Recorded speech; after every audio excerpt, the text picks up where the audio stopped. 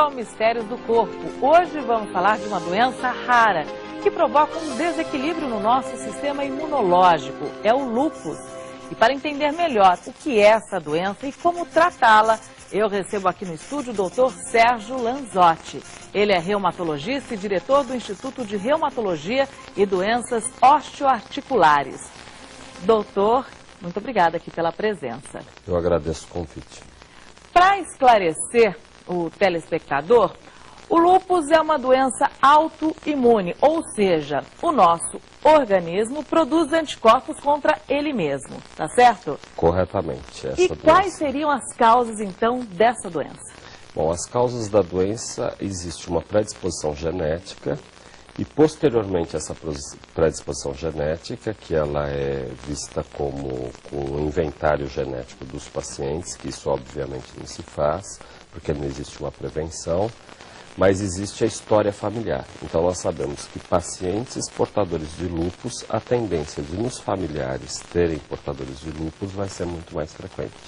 Os sintomas se confundem aí com outras doenças, né? Muito, muito. O lúpus, hoje em dia, ele é bastante conhecido pelos médicos em geral.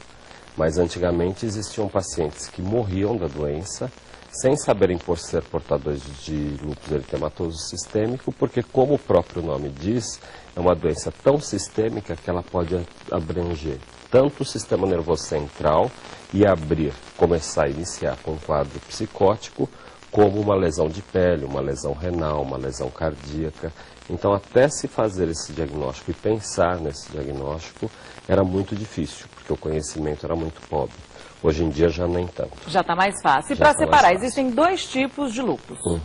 Existe o lúpus discoide, que é um lúpus que é um lúpus que só vai acometer a pele e fâneros, que a gente conta como cabelo, fâneros e unhas, que é um lúpus que só tem esse acometimento de pele. Aí causa lesões mesmo causa lesões na de pele, uma queda de cabelo, uma alopécia areata, que a gente chama, que são chumaços de cabelo que caem inteiro, então o paciente ele fica com uma falha grande, né? De cabelo bastante. E esse chumaço cai de uma vez, a pessoa puxa, vem esse cabelo, de repente dormindo, fica lá no travesseiro. Cai em grande quantidade, quando a doença... Mas é uma doença muito simples, é uma doença, o lúpus discoide. O diagnóstico diferencial é feito por biópsia, principalmente, da pele.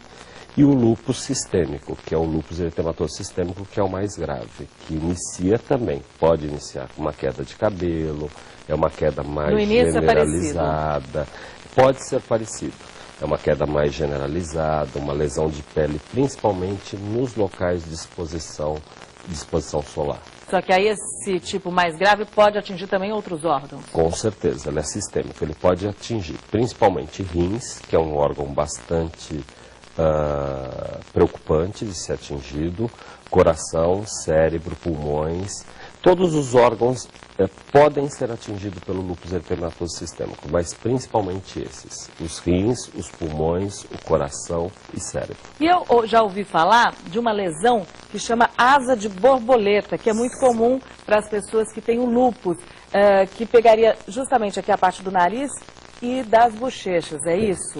A asa de borboleta, foi dado esse nome porque ela parece uma asa de borboleta.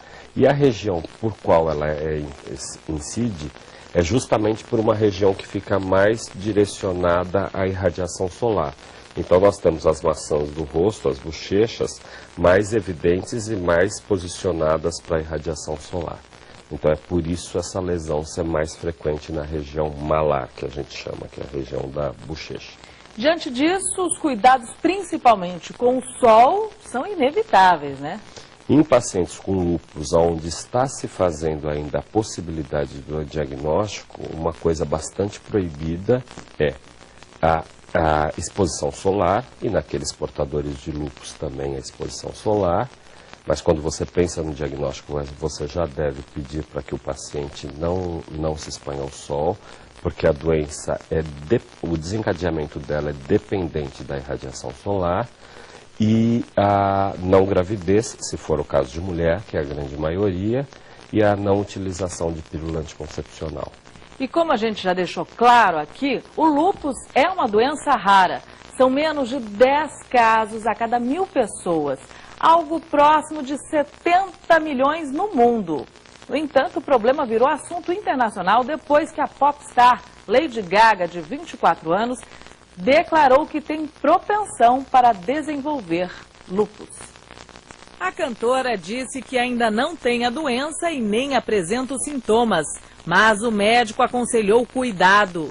O lúpus está no histórico familiar de Lady Gaga, que já perdeu uma tia vítima da doença. Essa predisposição genética foi decisiva para que Gaga fizesse os exames e confirmasse o risco. Vale lembrar que o lúpus pode se manifestar de maneiras diferentes, podendo ser leve ou muito grave. É uma forma de reumatismo em que todo o sistema de defesa do corpo fica desregulado. O paciente pode apresentar lesões na pele, nos rins, no cérebro, nos ossos e articulações, além de outros órgãos. Lady Gaga disse que decidiu falar sobre o problema para ajudar no tratamento de outros pacientes e também incentivar a pesquisa sobre a patologia. No caso da Lady Gaga, ela inclusive perdeu uma tia por causa do lúpus. Essa predisposição seria por esse histórico familiar ou tem algum exame que é possível identificar? Não. No caso da Lady Gaga, é uma coisa bastante comentada, até os reumatologistas ficaram muito chateados, porque na realidade ela se diz predisponente a lúpus eritematoso sistêmico, mas assim, não sou médico dela, mas o que nós podemos falar sobre esse assunto é que ela tem um FAM muito pouco positivo, ou seja, existem taxas de FAM positivo. O que seria esse FAM? Então, o FAM é o fator antinúcleo, que é justamente a percepção desse anticorpo contra a própria pessoa. Que as pessoas podem terem esse FAM em quantidades muito pequenas e não desenvolverem nenhuma autoimunidade. Então ela só é marcada pelo FAM positivo e teve uma história de um parente de afinidade sanguínea que teve a doença muito gravemente. Eu acho assim, esse caso ele deve ser interpretado principalmente do lado positivo da doença e não do lado negativo, mostrando que os portadores desse FAM positivo, eles não são portadores de lúpus eritematoso sistêmico. Quer dizer, não tem essa não existe condenação, né?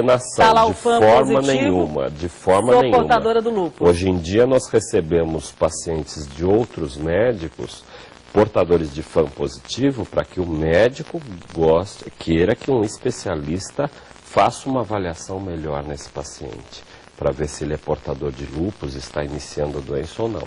Mas não necessariamente. Então isso é uma coisa, eu acreditei que o mais positivo de ela declarar ser portadora de FAM positivo é mostrar para a população que nem todas as pessoas que são FAM positivos, a grande maioria, não são portadoras de lúpus eritematoso. E a gente sabe que a Lady Gaga é bastante polêmica. Então, mais essa polêmica aí também ajuda para que as pessoas entendam mais o que é o lúpus, prestem mais atenção, não é? Então eu acho isso muito importante. Veio um ponto positivo na realidade, não no sentido de mostrar a doença como aterrorizante, e sim mostrar como uma doença tratável hoje em dia, extremamente tratável. Existem hoje em dia medicações sendo pesquisadas de ponta para o tratamento do lúpus eritematoso sistêmico, que nós já até acabamos usando, porque já está em fases terminais, está em finalização de aprovação do FDA. Então existe essa possibilidade de utilização mediante a trabalhos existentes, e que foi muito importante isso. Vir à tona esta conversa, principalmente para dizer que não é tão grave como era. Também mais sobre o assunto. E para se falar e para não mostrar que não é tão grave como se pensa. E depois do intervalo a gente vai falar muito mais sobre tratamento para o lúpus. Não saia daí, eu volto já.